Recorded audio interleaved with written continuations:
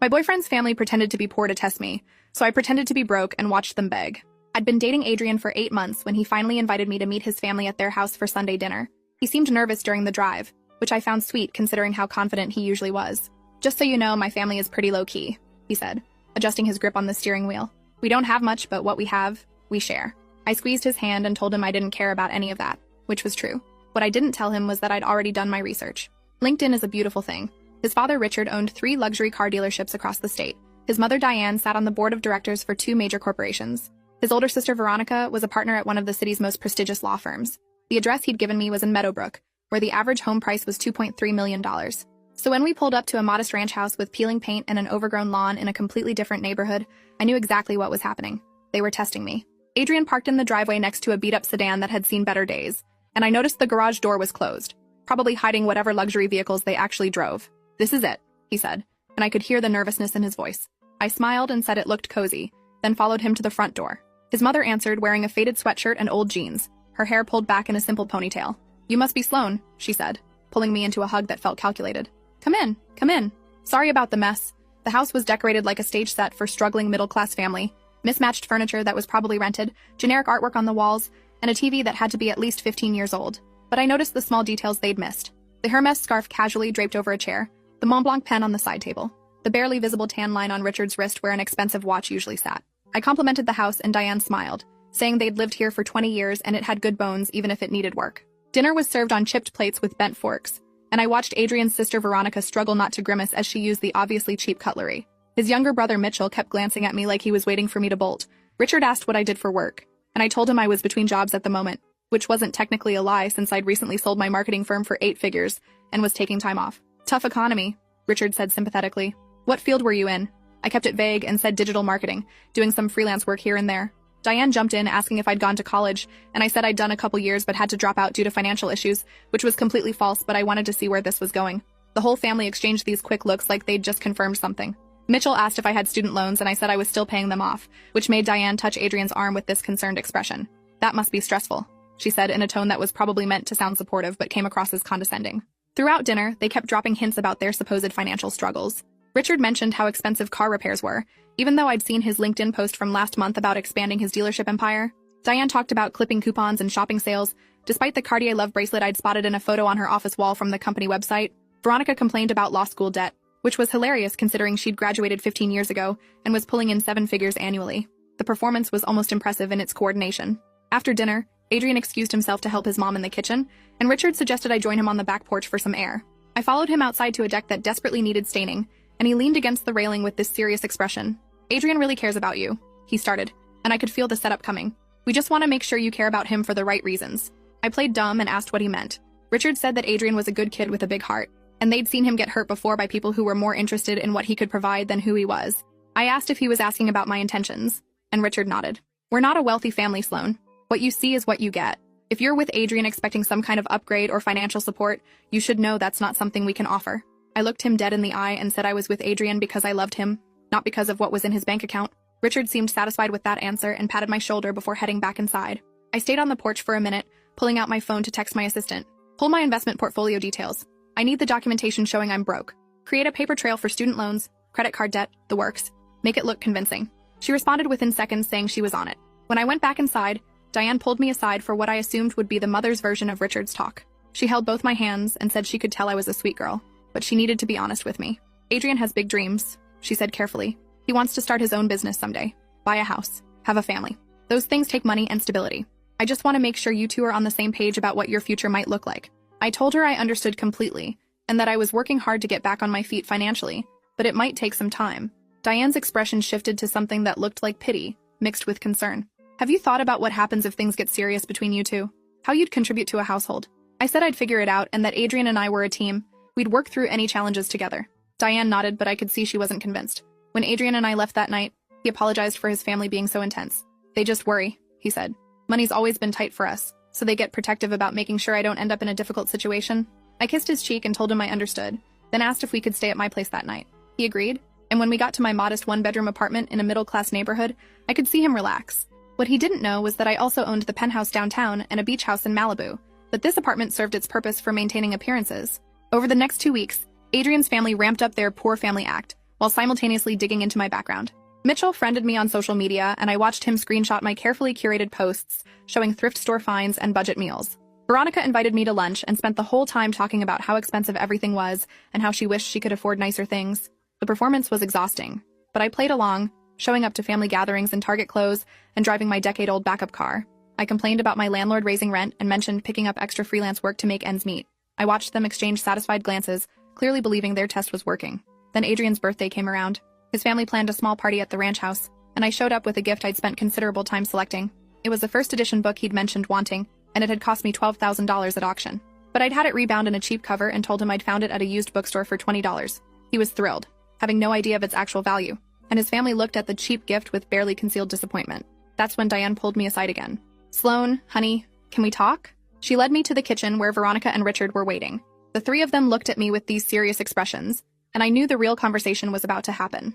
Richard started by saying they'd all grown very fond of me over the past few weeks. Diane added that they could see how happy I made Adrian. Then Veronica cut to the chase. "But we're concerned about the financial dynamic of your relationship." I asked what they meant, playing innocent. Veronica said they'd noticed I was struggling financially, which was completely understandable, but they worried about how that would affect Adrian's future. "He's worked so hard to get where he is," Richard said. "We just don't want to see him held back by having to support someone who can't contribute equally." The words hung in the air, and I let them. Diane jumped in with what she probably thought was a kind tone. "We're not saying you're a bad person, Sloan. We can see you have a good heart, but sometimes love isn't enough. Sometimes practical considerations have to matter too." I asked if they were asking me to break up with Adrian, and the three of them exchanged looks. "We're asking you to think about what's best for him," Veronica said carefully. "Is it fair to let him build a future with someone who's going to be a financial burden?" I felt my jaw clench, but I kept my voice steady. I told them I understood their concerns, but Adrian and I were adults who could make our own decisions about our relationship. Richard shook his head and said, "We hoped you'd be reasonable about this. We're prepared to make it worth your while to walk away." He pulled out an envelope and set it on the counter between us. "There's $5,000 in there. Take it, tell Adrian you're moving for a job opportunity, and let him move on with his life." I stared at the envelope, then at the three of them. Diane actually had tears in her eyes like she hated doing this. Veronica looked businesslike and cold. Richard just looked determined. I picked up the envelope, opened it, and counted the cash while they watched. Then I laughed. It started as a chuckle but built into full, genuine laughter that made all three of them uncomfortable. "Is something funny?" Veronica asked with an edge to her voice. I pulled out my phone and opened my banking app, turning the screen so they could all see it. The balance showed $847,000, and that was just my personal checking account. "You want to pay me $5,000 to leave your son?" I said, still laughing. "I spent more than that on his birthday present. That $20 book? First edition? Authenticated? Purchased at Sotheby's?" The color drained from Diane's face. Richard grabbed the phone to look closer at the screen. Veronica's mouth literally fell open. I took my phone back and pulled up my LinkedIn profile, the real one I'd hidden from Adrian and his family. Sloan Whitmore, founder and former CEO of Catalyst Digital Marketing. Sold the company last year for $8.3 million. Currently on the board of directors for 3 Fortune 500 companies. Net worth somewhere north of $15 million, depending on the market. I watched them process this information, their faces going through various stages of shock and confusion. Then I pulled up the photos I'd been collecting over the past few weeks. Screenshots of Richard's dealerships, Diane's board positions, Veronica's law firm partnership, their actual house in Meadowbrook with the Tesla in the driveway. "Did you really think I didn't know who you were?" I asked, my voice harder now. "I did my research the day after Adrian and I first met. I knew you were testing me from the moment we pulled up to this rental house." Diane actually gasped. "How did you?" Richard asked weakly. "How did you know it was a rental?" "Property records are public, Richard. This house is owned by Select Property Management and has been rented on a month-to-month basis since 6 weeks ago, right around when Adrian probably told you he was getting serious with someone." I turned to Diane. "Nice touch with the Hermes scarf, by the way. You almost pulled off the struggling mom look, but you couldn't quite commit to hiding all your designer pieces." Veronica found her voice first, probably because she was a lawyer and trained to recover quickly. "If you knew we were testing you, why did you play along?" I smiled, and it wasn't friendly. "Because I wanted to see how far you'd go. I wanted to see if you'd really try to pay me off to leave your son. And you did. So now I know exactly who you are." I took a photo of the cash on the counter and the envelope. That's evidence, by the way. Offering money to break up a relationship could be considered coercion depending on how a good lawyer spins it. Lucky for you, I don't need your money and I'm not interested in suing you. I'm just interested in watching you explain this to Adrian. As if on cue, Adrian walked into the kitchen looking for me. He saw the cash on the counter, saw his family's faces, saw my expression. "What's going on?" he asked slowly. I turned to him and said, "Your family just offered me $5,000 to break up with you because they think I'm a gold digger who's only with you for money." Adrian's face went white. "What? Mom?" Diane started to stammer something, but I cut her off. "They've been testing me, Adrian. This whole house, the struggling family act, all of it. They wanted to see if I'd stick around even if they were poor. And when I passed that test, they decided I was actually too poor for you and tried to pay me off." I showed him my phone with the banking app still open. "For the record, I make more in interest per month than they offered me to leave you. Adrian stared at the screen, then at his family, then back at me. You're rich? He asked, sounding dazed. I shrugged. I sold my company last year.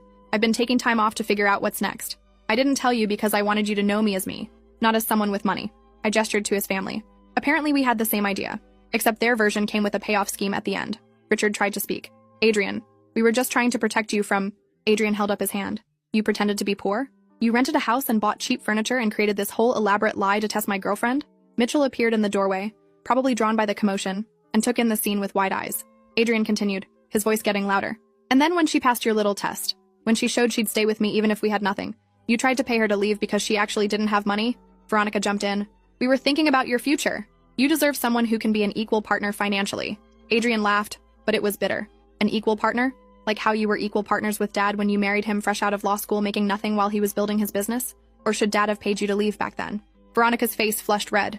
Adrian turned to his mother. And you, Mom, didn't you tell me about how Grandma tried to break you and Dad up because he was just a car salesman from a working-class family? How you eloped because she couldn't see past his bank account to who he was as a person? Diane's tears were real now, but not the manipulative kind from earlier. These were tears of shame. Adrian grabbed my hand. We're leaving. Don't call me. As we walked toward the door, Richard called out, Son, please. We made a mistake, but we were trying to look out for you. Adrian stopped and turned back. You want to look out for me? Then trust me to make my own decisions about my life and who I love. Sloane could have exposed your test the first day. She could have embarrassed all of you. Instead, she played along to see what kind of people you really are. And you showed her. We left the ranch house and got into my car, my real car that I'd parked down the street. It was a Mercedes G-Wagon, and Adrian just stared at it. This is yours? He asked quietly. I nodded. I have a few cars. This one's my favorite. We drove in silence for a while before Adrian finally spoke. I'm so sorry. I had no idea they were going to do any of that. I reached over and took his hand. I know you didn't. If I'd thought you were in on it, I would have walked away the first night. He was quiet for another minute. Why didn't you tell me? About your money? I pulled over into a parking lot so we could actually talk. For the same reason your family pretended not to have money, I guess. I wanted to know you loved me for me, not for what I could buy or provide. I've dated enough men who were more interested in my portfolio than my personality. Adrian nodded slowly. I get that. But you could have told me after you knew I wasn't like that. I smiled. I was planning to. I was actually going to tell you this weekend. I wanted to take you to my actual place, show you my life, let you in completely. Your family just sped up the timeline. Adrian looked at the steering wheel, processing everything. My family's really rich. Like, really rich. And they pretended to be poor to test you. That's insane. I laughed. It's definitely creative. Most families just grill you over dinner or stalk your social media. Your family went method acting. Adrian asked where we were going now, and I said I was taking him to my penthouse downtown. You have a penthouse? He asked. And I could hear the disbelief. I told him I had a penthouse, a beach house, and the apartment he'd been staying at that I kept for when I wanted to feel normal. The apartment's real, I assured him. It's just not my only place. When we got to my building, Adrian was quiet in the elevator. The penthouse took up the entire top floor, and when we walked in, he just stood in the entryway staring at the floor-to-ceiling windows and the view of the city. This is really your place? He asked, walking to the windows. I kicked off my shoes and said it was. I bought it 3 years ago as an investment, but it ended up becoming my favorite space. The light is amazing. Adrian turned to me with this expression I couldn't quite read. Is this weird for you? Seeing me process all this? I shook my head. I knew I'd have to tell you eventually. I just hoped it would be on my terms, not because your family forced the issue. We sat on the couch and I showed him my actual life on my phone. Photos from board meetings, the sale announcement of my company, articles written about my business success. You're kind of famous, he said, scrolling through search results for my name. In business circles, yeah. That's why I've been careful about keeping my profile low when I'm not working. I wanted a break from being Sloane Whitmore CEO and just be Sloane who's figuring out what she wants to do next. Adrian set down my phone and looked at me. I love you. The broke freelancer version and the secret millionaire version. I just wish my family hadn't ruined the way you found out I know. I kissed him and said his family hadn't ruined anything. They actually did me a favor. I got to see exactly how much you value money, which is not at all. You defended me against your whole family without knowing I had $1 to my name. Adrian pulled me closer. They're going to call. Probably a lot. They're going to want to apologize and explain and make excuses. I told him he could handle that however he wanted. I wasn't going to tell him how to deal with his family. I will say, though, if they want to make it right, they should start with some genuine self-reflection about why they thought testing me was appropriate in the first place. Adrian agreed, and we spent the rest of the evening talking about everything we hadn't shared yet. Over the next few days, Adrian's phone blew up with calls and texts from his family. He ignored most of them, but eventually read me some of the messages. Diane had sent a long apology text saying she'd been terrified of Adrian getting hurt again and had let that fear turn her into someone she didn't recognize. Richard sent a shorter message acknowledging they'd crossed a line and asking for a chance to make it right. Veronica surprisingly sent the most genuine apology. She said seeing Adrian defend me had reminded her of how Richard used to defend Diane against their grandmother, and she realized they'd become exactly what they'd always claimed to hate, Mitchell sent a text just saying, "Your girlfriend is badass and I'm sorry we suck." That one made Adrian laugh. A week after the birthday dinner confrontation, Adrian finally agreed to meet with his parents.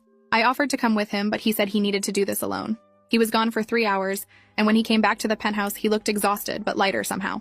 "They're going to therapy," he said, dropping onto the couch. "All of them, together. Family therapy to work on their trust issues and control problems." I asked how he felt about that, and he said it was a start. They admitted they'd let their wealth turn them paranoid. They were so afraid of people using me for money that they created this test. And then when you passed by, not caring about money, they panicked because they couldn't imagine why else someone would be with their son, except for financial gain. I sat next to him, and he leaned against me. Mom said something that stuck with me. She said, "When you're rich, you start to wonder if anyone would love you if you had nothing. So they created a scenario where they had nothing to see if you'd stay. But when you stayed, it broke their brains because their worldview said gold diggers only stick around for money." I pointed out that their logic was flawed from the start. If I was a gold digger, I would have researched them first, found out they were rich, and played the part of someone who didn't care about money. Their test was designed to catch amateurs. Adrian laughed for the first time since the birthday dinner. "You kind of did research them and play a part, though." I admitted that was fair. But I played the part to see their true character, not to manipulate money out of them. There's a difference. About 2 weeks later, Diane called me directly. I almost didn't answer, but curiosity won out. She asked if I'd be willing to meet her for coffee, just the two of us. I agreed, mostly because I wanted to see if this apology would be genuine or another manipulation. We met at a quiet cafe downtown, and Diane showed up looking nervous. She'd dropped the struggling mom costume and was dressed in her actual style. Elegant, expensive, understated. "Thank you for meeting me," she started. "I wasn't sure you would." I told her I was curious what she wanted to say. Diane took a breath and said, "I'm not going to make excuses for what we did. It was manipulative and cruel, and we hurt both you and Adrian." She continued, talking about how they'd dealt with several people over the years who'd tried to get close to their family for money. It made us paranoid and controlling. We stopped seeing people as individuals and started seeing everyone as a potential threat. I listened without interrupting. Diane said therapy was already helping them recognize the patterns, but it would be a long process to undo years of this mindset. "I'm not asking for forgiveness," she said. "I'm just asking for a chance to start over, to actually get to know you as the person you are, not as someone we're testing or judging." I considered this and then asked her a question. If I actually had been broke, if I really was struggling financially and in debt, would you be sitting here apologizing? Or would you still think you were right to try and push me out? Diane was quiet for a long moment, and I appreciated that she actually thought about it instead of giving me an automatic answer. I'd like to say yes, but I honestly don't know. The therapy is helping me see that my value system has become warped. I measure people's worth by their financial status without even realizing I'm doing it. She looked at me with tears in her eyes. My mother-in-law did that to me. She measured my worth by my bank account and found me wanting. And I swore I'd never be like her. But I became exactly like her, just with a bigger bank account to feel superior about. I told her I appreciated the honesty. "I'm willing to start fresh, but you need to understand that I'm not going to pretend to be someone I'm not. This is who I am, money included." Diane nodded and said she understood. We talked for another hour, and by the end, I felt like I was seeing the real her for the first time. She told me about growing up middle class and marrying Richard when he was just starting his first dealership. We ate ramen for dinner more nights than I can count. I wore the same 3 outfits to work for 2 years because we couldn't afford more, and I was happy because we were building something together. She said when the money finally came, it changed things in ways they hadn't expected. Suddenly everyone wanted something from us. Family members we hadn't heard from in years needed loans. Friends expected us to pay for everything. People we'd just met had investment opportunities we couldn't miss. I could understand how that would make someone paranoid, but I also pointed out that the solution wasn't to test and manipulate people. The solution is therapy and boundaries and learning to trust your own judgment about people. Diane agreed. That's what we're working on. It's just going to take time. Over the next few months, things slowly improved with Adrian's family. They invited us to dinner at their actual house in Meadowbrook, and it was almost comical seeing them in their real environment. The contrast between the rental house and this place was stark. Massive rooms, expensive furniture, art that was probably worth more than most people's houses. Veronica apologized to me privately, saying she'd been the most aggressive in pushing for the test and the payoff. "I think I was projecting," she admitted. "I married my ex-husband partly for financial security, and when that marriage fell apart, I became convinced that anyone who cared about money was shallow. But then I realized I was the shallow one for reducing relationships to transactions." Mitchell, who was still in college, said watching everything unfold had made him rethink how he approached dating. "I was starting to do what they did, being suspicious of everyone's motives. But seeing how wrong they were about you made me realize that's no way to live." Richard pulled me aside during that dinner and said something that surprised me. "Adrian told us about your company, about what you built. I respect the hell out of that. Building something from nothing and selling it for that kind of value takes real skill." He said he wished they'd taken the time to actually get to know me instead of testing me. "We would have found out you're successful and driven, and we would have been thrilled for Adrian instead of threatened." I thanked him and said I hoped we could move forward. "I'm not going to hold the test against you forever, but I'm also not going to forget it happened. It showed me who you are under pressure, and that's valuable information." Richard respected that and said he'd work to show me different sides of who they could be. The relationship with Adrian's family continued to improve gradually. Family dinners became more comfortable. and they started including me in family group chats and decisions. Diane even invited me to join her book club, which was full of wealthy women who actually liked talking about books instead of using it as a gossip session. About 6 months after the birthday dinner incident, Adrian and I were having dinner at the penthouse when he got serious. I've been thinking about the future. Our future. I set down my fork and gave him my full attention. He said watching everything unfold with his family had made him realize how much he valued our relationship and how much he trusted me. You could have destroyed them. You had evidence. You had every right to go scorched earth, but you didn't. You gave them a chance to learn and grow. I told him I did it as much for him as for them. They're your family. I didn't want to be the reason you lost them. Adrian reached across the table and took my hand. I know this is probably too soon and we're young and we've only been together for a year, but I need you to know that I want to spend my life with you. My heart started racing and he quickly added, I'm not proposing right now. I know we need more time, but I'm telling you that's where my head is at. That's where my heart is. I squeezed his hand and told him I felt the same way. Your family's test ended up being a blessing in disguise. I got to see you defend me without hesitation. I got to see you choose me over their approval. That told me everything I needed to know. We talked late into the night about what we wanted our future to look like. Adrian was working on launching his business, and I was